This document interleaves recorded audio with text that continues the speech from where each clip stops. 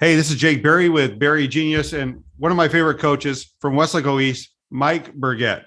Coach Burget, today you guys went through realignment, and your district it's a little bit different than last year.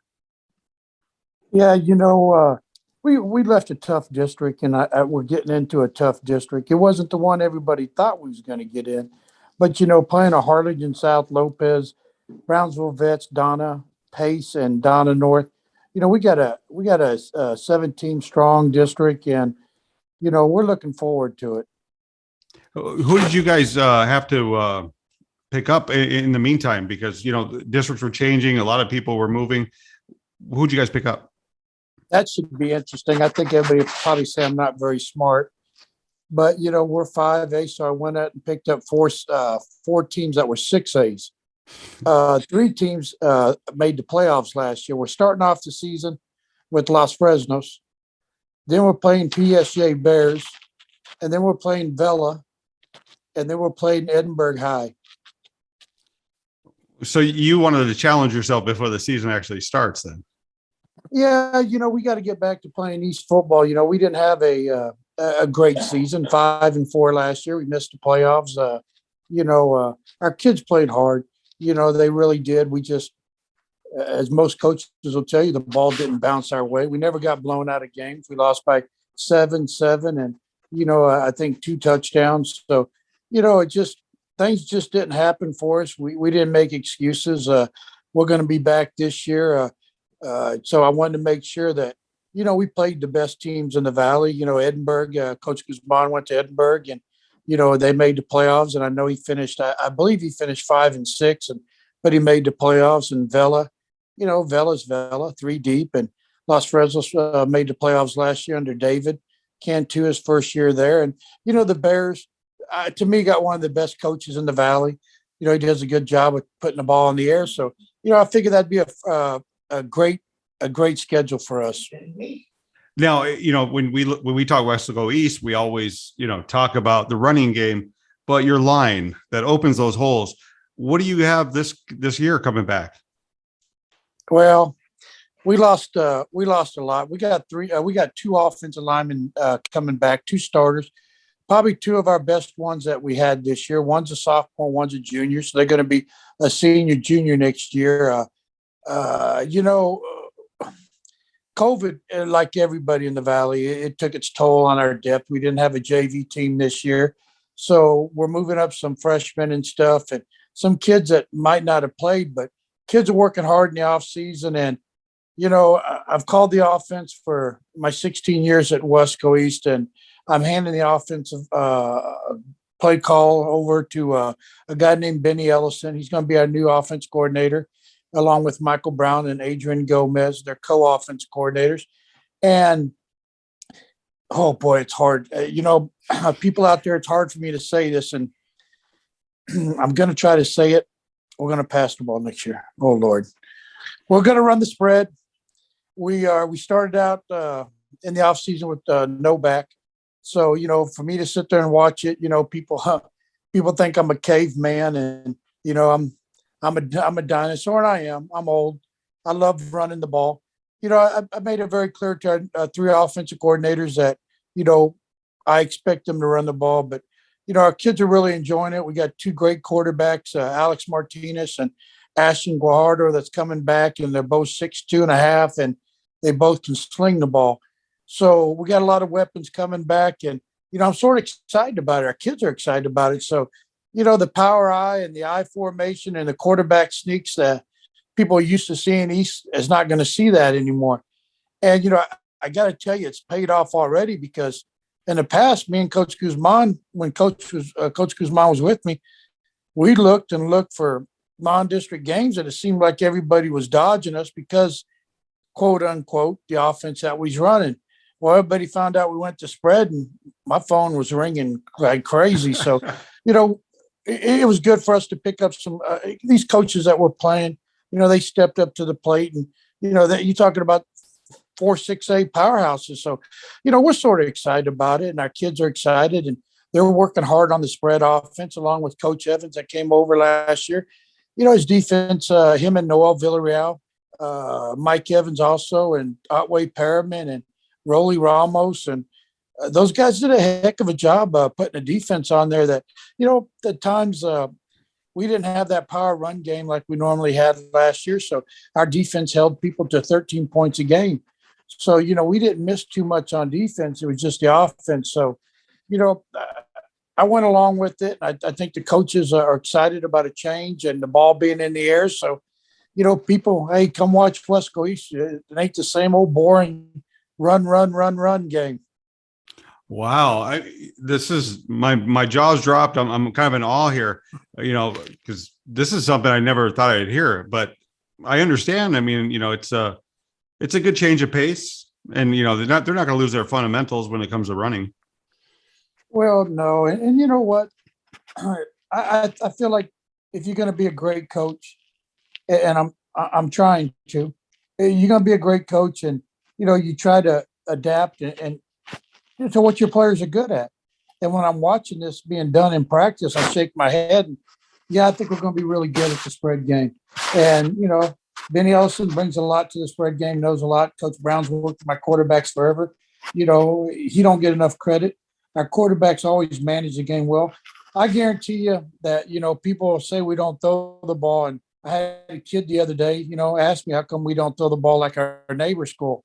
I told him to look at the last 10 years, and I wanted him to do a report and see who threw the ball more for more yards. He was shocked when he found out we did. Really? So, yeah, a lot of people don't understand that. A lot of spread teams still run the ball just because during the spread. I knew with Lefevre and, even last year, Javi threw for 1,000 yards. People don't give the quarterbacks enough credit at West Coast because all they hear is about the run game. So, I think our Coach Brown has done a phenomenal job with the quarterbacks. And, of course, I've had Adrian Gomez there forever on the offense at the running back position. So, what can I say about him? He's always produced great running backs. And, now he's going to be in the spread. And, Benny's going to ask him to continue to do that, out of the spread set. And, I got a couple of coaches over from Harlingen South that I respect a lot. And I got Sergio Martinez, who's been one of my O-line coaches there at Wesco East. So, Benny's moved them around a little bit, gave them different positions. And I think they're excited. I could see it in the eyes of the kids and how they're performing. So, I guess, the kids was ready for this. And, it might be, we might start off a little slow. We got two good scrimmages. I'm scrimmaging PI and I'm scrimmaging LBJ. So, we want to make sure that, we're ready in those scrimmages for Los Fresnos, our first game. And, win or lose a district game, a non-district game, people, normally don't remember that.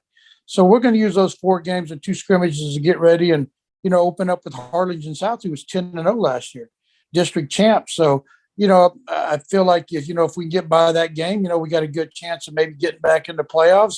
We still got great teams waiting for us. So we'll see how it is. We're going to take one game at a time. I'm excited as a coach. Barry, you'll be the first one to record this. I'm getting close to retiring. I'm not going to hide it. Things happen in life, and I love my job. I love the kids at Wesco East. People don't understand how special that is. I don't think the town of Westico know how important the kids are at Westico East. Sometimes it seems like a one-sided town, and I pushed for years, and I just want them to know that those Wesco East kids, they don't come from the school that opened up the town and what everybody graduate from, the older people, but they really need to know that I've been at 3 different schools. Are you still there? Yeah, okay. I'm here. My screen went blank. I've been at 3 different schools, Hannah and Donna, and Donna was in one high school town when I was there, and in Wesco East, and I was at Brownsville, and I know how it is in a multi-school town. And, sometimes I just feel like, people forget about Wesco East. And, a lot of people don't know the facts is, we've been 3 deep 6 times. That's the most in Wesco history.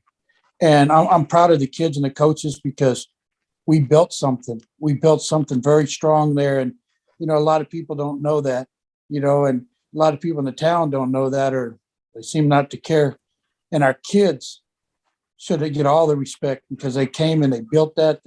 They got in the weight room and they believe in, a system, and They believe in our, very fortunate in myself and my coaching staff. And my principal, when I got there, was Miss Peterson.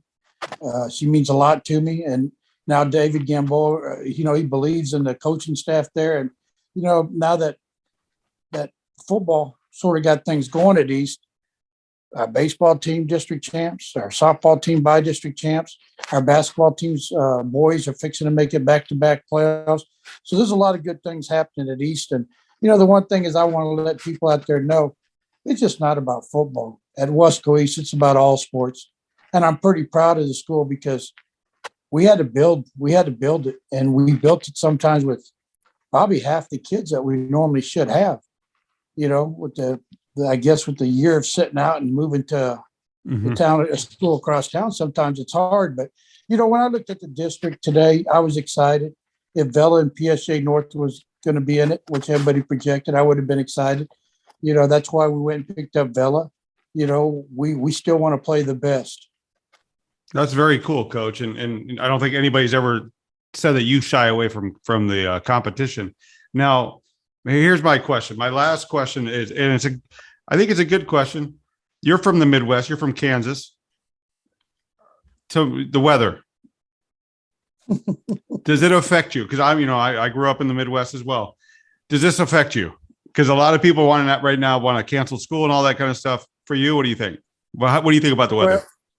Well, okay, I get probably the closest guy I've been to in the Valley is Coach Guzman, and I used to give him heck when I first moved down here. Where everybody else, when it turned 50, everybody had the winter coats out. I still have my shorts and T-shirt on. I was a lot younger. He told me I'm no longer from Kansas. I'm from Texas because I have lived my life down here, more years down here than I did in Kansas. I got to tell you, when I stepped out in that cold today and it hit me, I really felt like I was born and raised in Texas. It hurt. Every bone in this old body hurt. And, that's all I could think about was what Coach Guzman said, that I was down here longer. So, I got 5 coaches heading to Dallas, and they're driving through the ice up in Waco right now, and they're going 10 miles an hour, and I give them heck. So, well, you guys are from South Texas, you don't know what ice is.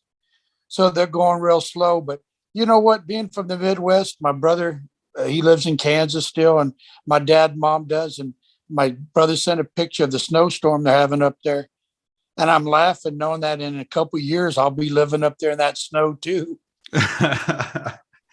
Well, Coach, I hope, hopefully, you reconsider when you retire, but I'm happy for you. I'm happy that you've had that longevity, especially at Westlake East. When I first met you, I remember you were that one coach that came and got me and showed me all the players.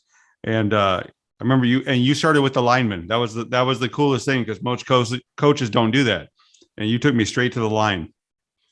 Well, a lot of people don't understand, and they do. They really do. But they like to talk about the quarterbacks and the running back. I was a running back in college. I know I don't look like it.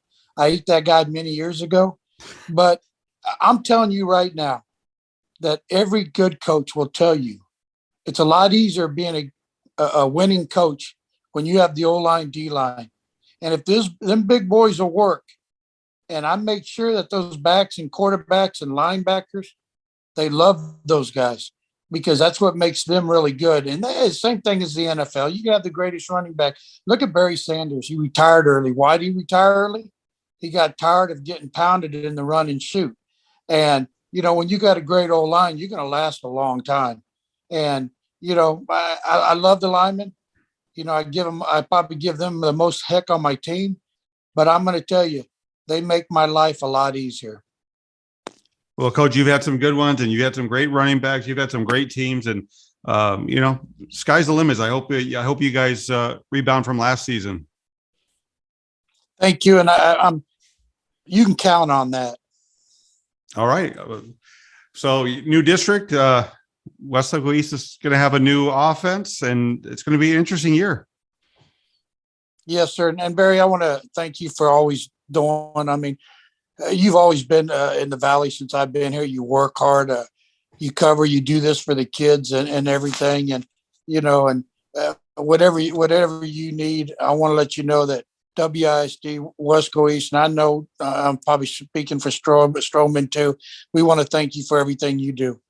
Thanks, Coach. I appreciate it. And I'll be talking to you again. This isn't the end. So this is just the beginning of the new thing. So thank you. All right. Well, Barry.